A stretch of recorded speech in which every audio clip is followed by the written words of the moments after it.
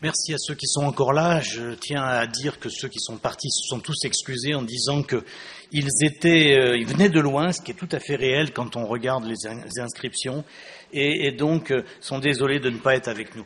Pour cette conclusion, c'est plutôt un rappel du thème, et essayer de reconstruire un petit peu ce qu'on a voulu dire, ce que les intervenants ont dit.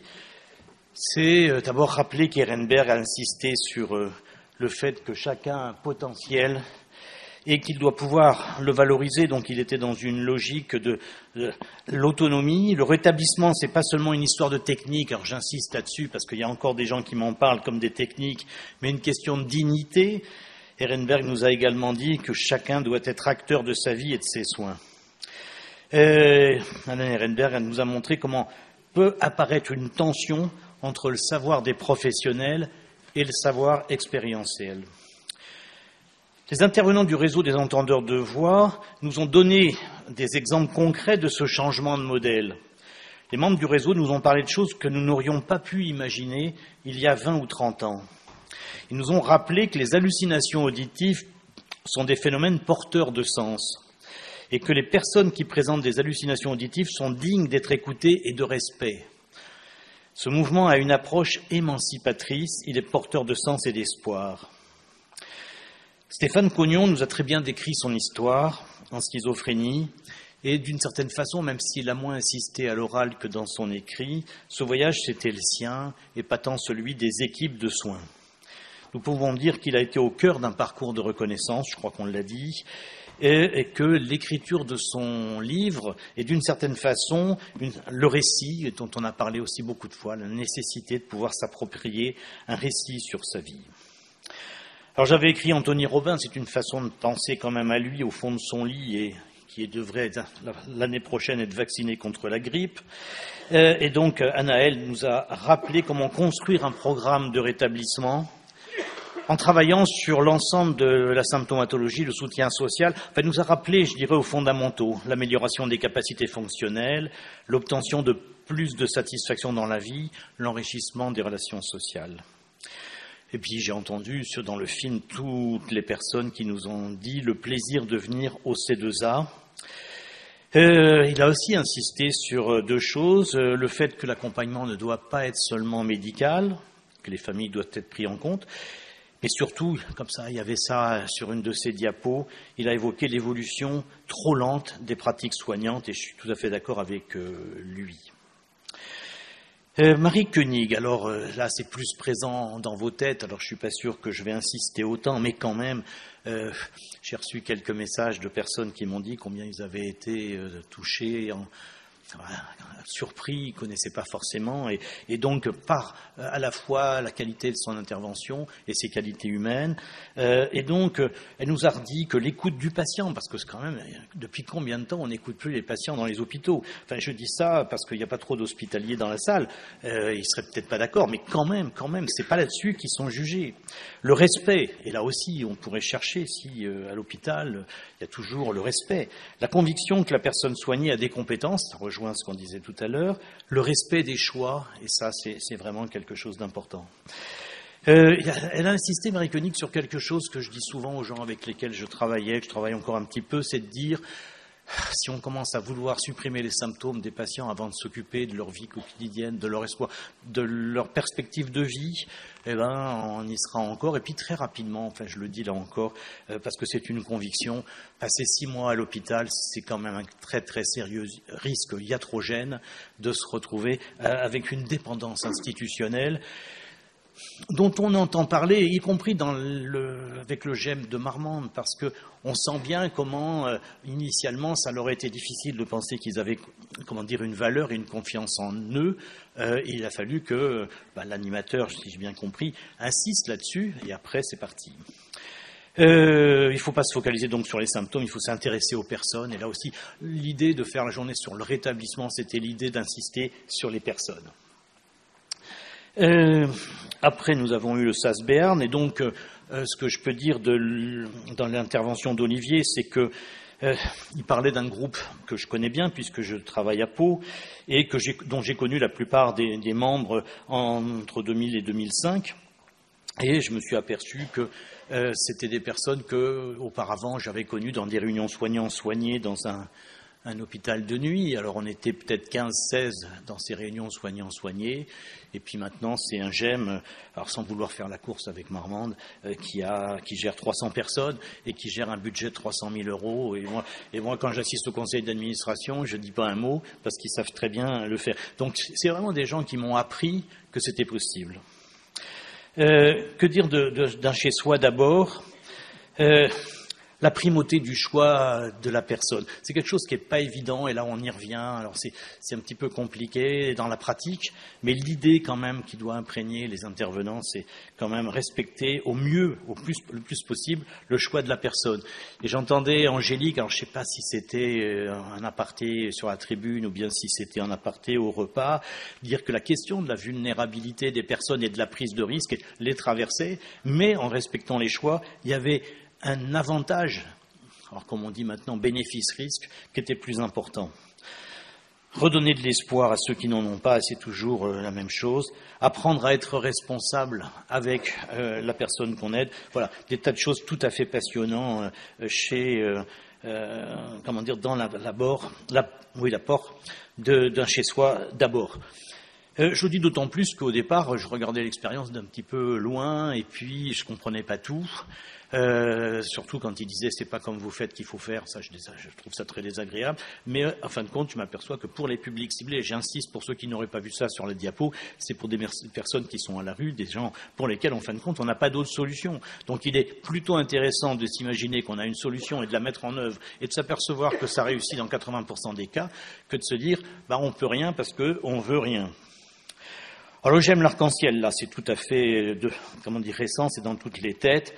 En tout cas, j'ai retenu qu'il y avait une autre vie en dehors de l'hôpital, que ce GEM était une alternative sociale, et puis que cette alternative sociale, elle n'était pas simplement dans une vacuole qui était la maison Arc-en-Ciel, mais qu'elle diffusait sur l'ensemble du tissu social.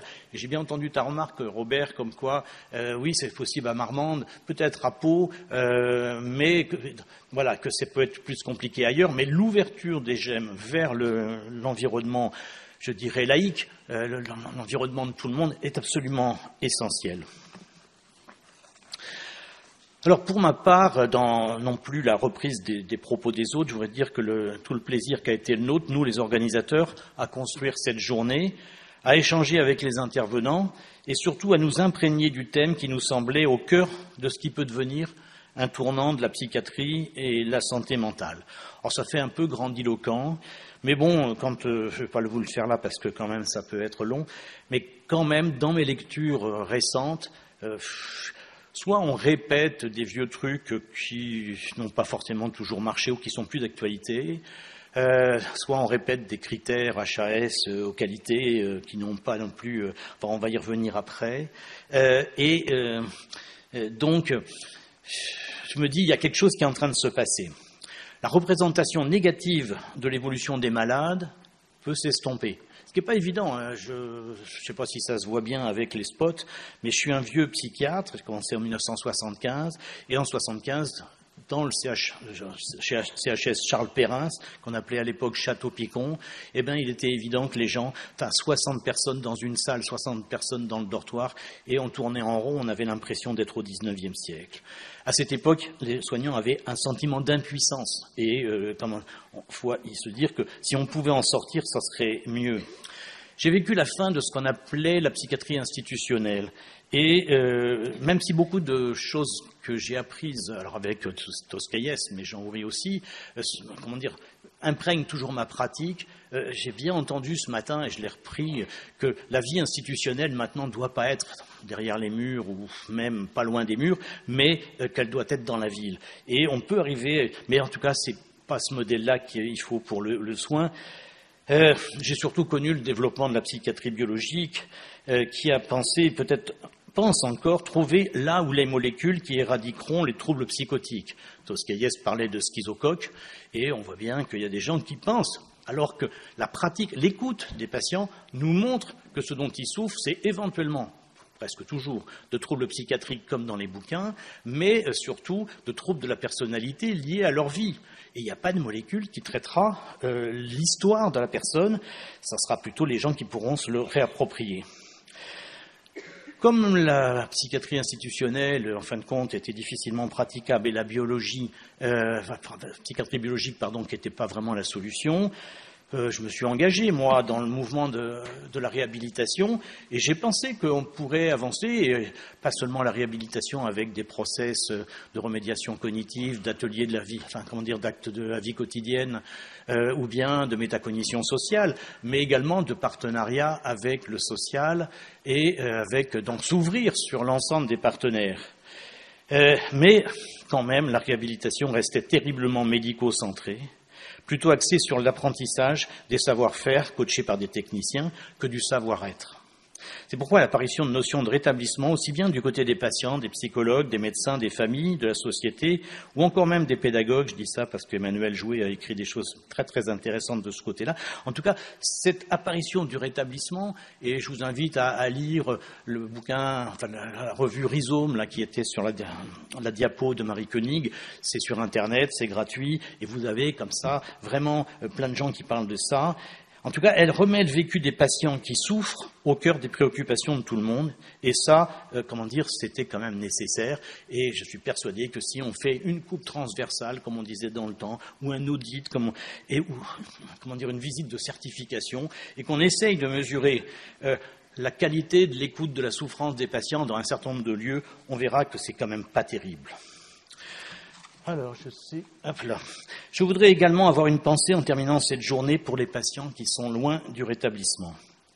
Ceux qui sont encore hospitalisés, et ils sont encore trop nombreux, confère l'Observatoire des longs séjours en Nouvelle-Aquitaine, ceux qui ont du mal à sortir d'une identité de malade, ceux qui ont du mal à s'engager dans un parcours de rétablissement.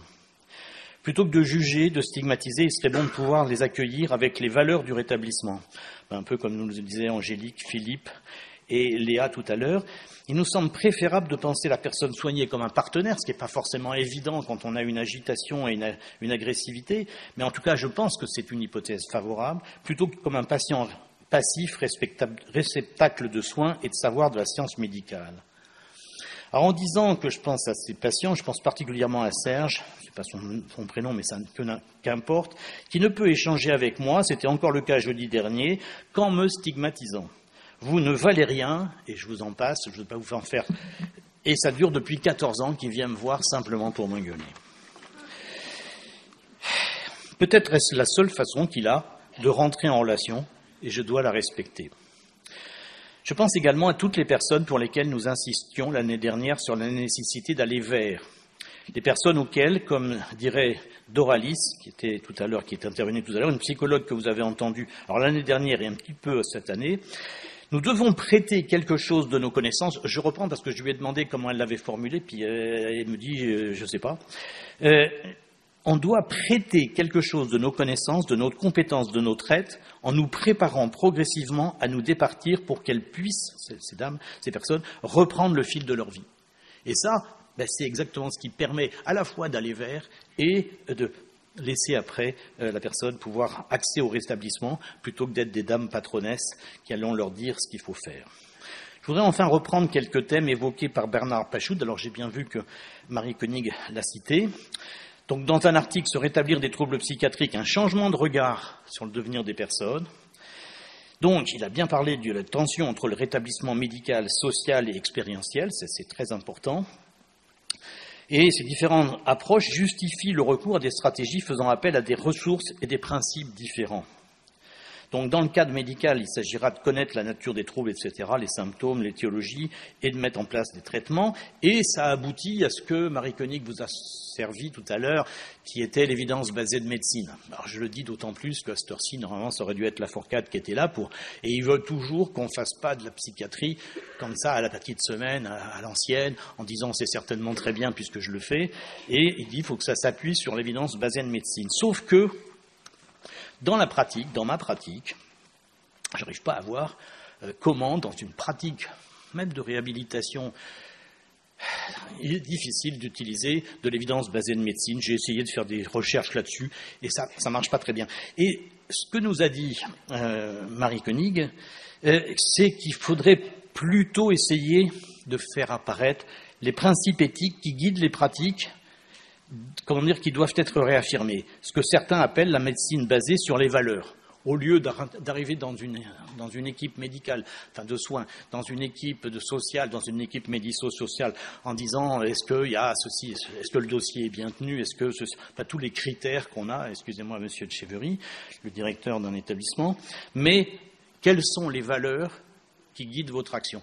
Et ça, je me souviens que vers 2002-2003, peut-être 2003-2004, quand on travaillait sur l'évaluation de deuxième, après la première, il y avait la deuxième, et on essayait de faire passer ça aux personnes qui étaient chargées de rédiger le truc. Ils nous disent, votre truc sur les valeurs, c'est du pipeau, ce qu'il nous faut, c'est des choses objectives. Et bien là, je réaffirme, 20 ans après, que une médecine basée sur des valeurs, des pratiques sociales, des pratiques médico-sociales basées sur des valeurs, aurait tout à fait un intérêt beaucoup plus important, y compris pour arriver à faire fonctionner les hôpitaux. L'approche EBM depuis 20 ans, centrée sur la technique, les molécules, les process, la réduction symptomatique, ne fonctionne que pour évaluer une petite partie du travail des soignants, en oubliant la dimension relationnelle, la réhabilitation et l'approche en termes de rétablissement. Et nous pensons qu'une approche médicale basée sur les valeurs permettrait de remettre l'humain au cœur des processus de soins et redonnerait du sens au travail de tous les professionnels. Et en écrivant ça, je pensais aussi bien à Amiens, à Rouen, à Saint-Étienne, enfin tous les endroits où on entend qu'est-ce que nous disent les gens, on a perdu le sens de notre travail. Alors, comme disait Anthony Robin, même si c'est Anaël qui l'a lu, il est vrai qu'en France, les changements sont particulièrement lents et que toute l'évolution décrite par Alain Ehrenberg ce matin et Marie Koenig cet après-midi ne touche qu'un nombre limité de personnel, même de travailleurs sociaux. Alors, je me permets de citer une personne qui n'est pas là, je ne crois pas, c'est Martine Petria, une éducatrice dans un service d'insertion, qui, à l'occasion du séminaire de clinique psychosociale, racontait comment il y avait une évolution nécessaire pour l'ensemble des pratiques. Donc les changements sont particulièrement lents en psychiatrie. Les modèles neurobiologiques, neurocognitifs résistent fortement. Tout le monde cherche, je l'ai dit tout à l'heure, je me répète, je vais aller plus loin. Et pour toujours citer Bernard Pachoud, la notion de rétablissement n'interroge rien de moins que la finalité des soins psychiatriques. Alors comme quand j'entends régulièrement parler on fait des soins, qu'est-ce qui justifie que vous soyez là? Je fais des soins. Je pense que les gens ne savent pas, comme disait l'autre, pardonnez-leur Seigneur, ils ne savent pas ce qu'ils font. Et je ne pense pas que la plupart des gens comprennent ce qu'ils sont en train de faire. Et il serait certainement plus intéressant qu'ils puissent arriver à se repérer dans des valeurs. Peut-être qu'un vent nouveau se lève. Alors je lisais, je fais des associations, je suis désolé, en même temps que je rédigeais ça, je regardais Le Monde, et Esther Duflo, prix Nobel d'économie, qui ne doivent pas être quand même une nouille, quoi qu'en pensent les économistes, donc elle parle de ses collègues, les êtres humains sont moins sensibles aux incitations financières que les économistes ne le pensent. Les êtres humains recherchent des relations sociales, les êtres humains recherchent des raisons de vivre, les êtres humains sont particulièrement attachés à leur dignité. C'est voilà ça qui nous intéresse, et si on le change un tout petit peu, les malades seraient moins sensibles à leur réduction symptomatique que à trouver des relations sociales, des raisons. Et on retrouve tout ça dans les expériences qui ont été racontées aujourd'hui. Ce qui me permet de conclure sur l'investissement nécessaire à l'occasion des semaines d'information en santé mentale, dont le thème est cette année la stigmatisation des malades ou handicapés psychiques. Vous venez de 12 départements, la Corrèze qui est bien loin, pas la Corrèze, la Creuse qui est bien loin, n'est pas là, mais pour tous les autres, rapprochez-vous des associations qui s'occupent des semaines d'information en santé mentale. C'est sur la stigmatisation, c'est vraiment au cœur de ce qui nous a préoccupés aujourd'hui. Je pense aussi aux Journées nationales de santé mentale avec le mouvement Réhab l'année prochaine en Nouvelle-Aquitaine. Donc, cette année, on a fait une journée comme on avait fait l'année dernière, comme on a fait d'autres fois, mais quelques années avant. Et là, l'année prochaine, on se met comme challenge de faire, au niveau de la région, l'organisation des journées nationales, comme il y a eu en 2000, comme il y a eu en 2011, et de se dire, il faut que vous soyez là. Ça veut dire qu'il faut trouver un thème, et on en trouvera un parce que on vous a tous écoutés, et on va trouver une organisation collaborative de l'ensemble des départements, une assemblée générale de santé mentale Nouvelle-Aquitaine. Je dis ça pour les gens qui m'ont dit qu'est-ce qu'on fait après, très bien. Je sais pas la date, je cherche de rater. Mais bon, il faut trouver une date d'assemblée générale. Un financement à imaginer, je dis ça parce qu'il y a un directeur d'hôpital, mais il arrivait à trouver un petit peu, mais aussi les directeurs. Thierry Périgaud est là, les associations, Harry, je vais le dire au directeur général d'Harry, parce que j'ai des fois du mal à le faire financer, se dire, voilà, si on se met ensemble, on peut avoir une base et on peut arriver à financer les choses. On a l'idée de le faire ici parce que c'est grand et qu'il y a beaucoup de place. Et donc continuer ensemble pour faire en sorte que les soins médicaux, les soins sociaux, l'approche sociale, le care, le CHIO, la psychologie permettent à ce moment-là le rétablissement de tous. Alors Dorothée a dit merci encore à tout le monde, à ceux qui ont organisé, ceux qui sont venus, ceux qui ont organisé, et vraiment à nouveau de vous redire le plaisir d'être avec vous aujourd'hui et pendant les 6 mois qui ont précédé.